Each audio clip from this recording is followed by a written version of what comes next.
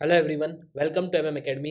मैं हूं शशांक लखेरा और इस वीडियो में हम बात करने वाले हैं रिसेंटली चाइना और रशिया के वॉरशिप्स जो हैं उन्होंने जापान को सरकल कर लिया है। तो एक बार मैप में देख लेते हैं कि कहाँ पे जो है टेंशन आपको देखने को मिल रहा है। तो बेसिकली ये है मैप और यहाँ पे आपको मिलेगा रशिया और ये है चाइना।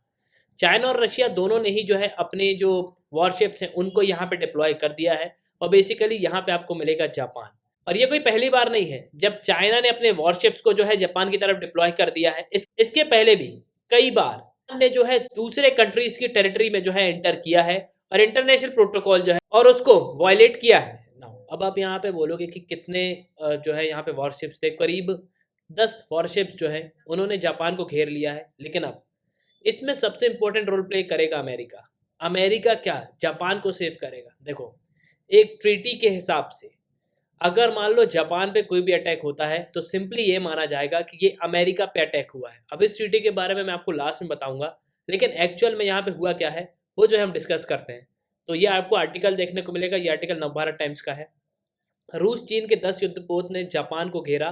क्या दोस्त को बचाने के लिए जंग को आएगा अमेरिका। इसके अलावा ये ग्लोबल टाइम्स का भी आर्टिकल है। ग्लोबल टाइम्स आपको पता है चाइना का एक बहुत ही इंपॉर्टेंट न्यूज़पेपर है। चाइना की कोई भी न्यूज़ जो है वो हमको ग्लोबल टाइम्स में ही देखने को मिलती है। Chinese Russian warships circle around Japan based of US provocation with in reach. China और रशिया के जो वॉरशिप्स हैं उन्होंने जापान को यहाँ पे घेर लिया है। इसके अलावा जो यूएस के बेस है जापान में उस तक जो है ये पहुंच सकते हैं। तो आज के समय चाइना, रशिया, अमेरिका इन तीन देशों के बीच जो है टेंशन वो काफी ज्यादा बढ़ चुका है। इसके अलावा पहले भी बहुत सारे बॉम्बर्स जो है अमेरिका ने भी यहाँ पे डिप्लॉय करे थे रशिया और चाइना की तरफ। तो एक्चुअल में पैसिफिक ओशन में क्या चल रहा है तो काफी कुछ जो हम यहाँ पे डिस्कस करने वाले हैं। उसके पहले just go to Google Play Store, download academy app. आपको क्या करना है, एकेडमी ऐप को डाउनलोड करना है, फिर आपको यहाँ पे साइन अप करना है। आप 2 वीडियोस लेक्चर देख सकते हो, डेमो लेक्चर होंगे। फिर आपको प्रोफाइल में जाना है, प्लान को परचेज करना है, कोर्सेज को एंजॉय करना है। एक ही सब्सक्रिप्शन में आप सभी कोर्स अवेल कर पाओगे और आप यहाँ पे पीडीएफ भी जो है डाउनलोड कर सकते हो। नाउ आज के समय हम यूएस, चाइना और रशिया की बात करें तो ईस्टर्न पैसिफिक ओशन में जो टेंशन है वो बहुत ज्यादा बढ़ चुका है, क्योंकि अमेरिका ने भी अपने जो न्यूक्लियर बम्बर्स और वॉरशिप्स हैं उनको डिप्लॉय किया था। इसके साथ साथ रशिया ने भी चाइना के साथ एंटायर एरिया को जो है यहाँ पे सीज करना शुरू कर दिया है। और रिसेंटली जापान के जो डिफेंस मिनिस्टर हैं उन्होंने यहाँ पे एक स्टेटमेंट भी दी। उन्होंने यहाँ पे ये कहा कि चाइना और रशिया के जो वॉरशिप्स हैं वो हमको इसमें थाईलैंड और तोरिशिमा आइलैंड इनके बीच में हमको देखने को मिले हैं, जो करीब इंटरनेशनल वाटरशेड से करीब 300 मील्स की दूरी पे है। और इस इवेंट के बाद यहाँ पे ये बिल्कुल कहा जा सकता है कि बहुत ही जल्द अमेरिका, जापान और रशिया इन तीनों की जो नेवी है वो हमको आमने सामने देखने को मिल सकती है। जिस तरीके से रशिया और चाइना ने जो है नेवीज को डिप्लॉय किया है, अमेरिका भी बहुत जल्द अपने वॉरशिप्स को जो है यहाँ पे डिप्लॉय कर देगा। और इस इवेंट के बाद जापान जो है कंटिन्यूसली यहाँ पे मॉनिटर कर रहा है चाइना और रशिया की नेवल शिप्स को। और जो डिफेंस वेबसाइट है डी ड्राइव, उसने यहाँ पे ये बताया कि जो वॉरशिप्स थे रशिया और चाइना के, इन्होंने एंटायर जापान को यहाँ पे कंप्लीटली एनसर्कल नहीं किया। लेकिन अगर आप किसी भी देश की टेरिटरी में यहाँ पे एंटर करते हो तो ये इंटरनेशनल प्रोटोकॉल को तोड़ना ही होता है। हाँ, ये बात अलग है कि रशिया और चाइना की जो नेवी है वो जापान पे यहाँ पे अटैक तो नहीं करेंगे, लेकिन फिर भी उन्होंने अपनी नेवीज की जो पावर है वो जो है यहाँ पे शो करी है कि हम दोनों मिलके कभी भी जापान पे अटैक कर सकते हैं, हम ताइवान पे भी अटैक कर सकते हैं। इसके अलावा जापान में आपको अमेरिका के जो बेसिस हैं वो भी आपको देखने को मिलेंगे।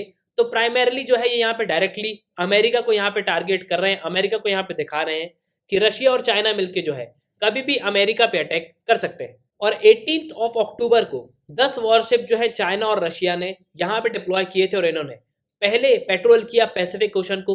उसके बाद जो पैसिफिक ओशन का ईस्टर्न एरिया है जहाँ पे आपको सुगारू स्टेट देखने को मिलेगा, ये स्टेट जो है होन्सू और होकिडो जो है इसको यहाँ पे सेपरेट करता है। नाउ अब एट लास्ट सबसे इंपॉर्टेंट पॉइंट यहाँ पे ये आता है कि अमेरिका क्यों जापान को यहाँ पे सेव करेगा, क्योंकि रशिया और चाइना जो है वो सर्किल कर रहे हैं किसको, जापान को। इसमें अमेरिका का क्या लेना देना है? देखो सिंपली जब यहाँ पे सेकेंड वर्ल्ड वॉर हुआ ना तो जापान के ऊपर जो है यहाँ पे न्यूक्लियर अटैक हुआ, अमेरिका ने न्यूक्लियर बम ड्रॉप किया। उसके बाद जापान और अमेरिका के बीच में यहाँ पे ट्रीटी साइन हुई, जो ट्रीटी हुई थी 8 सितंबर 1951 को। इस ट्रीटी को सैन फ्रांसिस्को ट्रीटी के नाम से जाना जाता है। अब इस ट्रीटी में क्या था, तो बेसिकली 5 आर्टिकल जो है इस ट्रीटी में यहाँ पे मेंशन किए गए। इसमें यह था कि यूएस को यहाँ पे राइट दिया जाएगा कि वो जापान में अपना नेवल बेस बनाएगा। इसके अलावा अगर मान लो भविष्य में जापान के ऊपर कोई भी अटैक होता है तो इसको कंसीडर किया जाएगा कि ये अमेरिका पे अटैक है। मतलब कभी भी जापान के ऊपर अटैक होगा तो यूएस आर्मी जो है जापान को यहाँ पे प्रोटेक्ट करेगी। इसलिए जापान में आपको यूएस के नेवल बेस देखने को मिलेंगे। यूएस ने अपने बॉम्बर्स, इसके अलावा जो उनके नेवल शिप्स हैं वो डिप्लॉय करके रखे हैं जापान में। और मान लो कल को अगर चाइना ही अटैक यहाँ पे कर देता है जापान के ऊपर तो पॉसिबिलिटी ये है कि एक फुल स्केल वॉर जो है हमको देखने को मिलेगा, जिसमें एक तरफ तो होगा चाइना, वहीं दूसरी तरफ हमको देखने को मिलेगा यूएस और जापान। और देखो जो पैसिफिक ओशन है उस पर टेंशन जो है काफी ज्यादा यहाँ पे बढ़ चुका है, जिसमें यूएस, जापान और चाइना, इन 3 देशों के बीच में आपको काफी टेंशन देखने को मिलेगा। तो एट लास्ट मैं आपसे यहाँ पे जानना चाहूंगा कि आपको क्या लगता है, क्या रशिया और चाइना मिलके जो है जापान पे यहाँ पे अटैक करेंगे? क्योंकि इनको भी पता है कि अमेरिका के बेसिस जो है जापान में है, इसके अलावा अमेरिका के जो बॉम्बर्स हैं वो भी डिप्लॉयड है जापान में। तो मान लो कल को चाइना और रशिया यहाँ पे अटैक करते हैं तो बिल्कुल अमेरिका भी जो है इसका जवाब बिल्कुल यहाँ पे देगा। तो अपने ओपिनियन कमेंट बॉक्स में कमेंट जरूर करना। इसी के साथ ये तंत्र वीडियो का सुनने के लिए बहुत बहुत धन्यवाद। जय हिंद, जय भारत।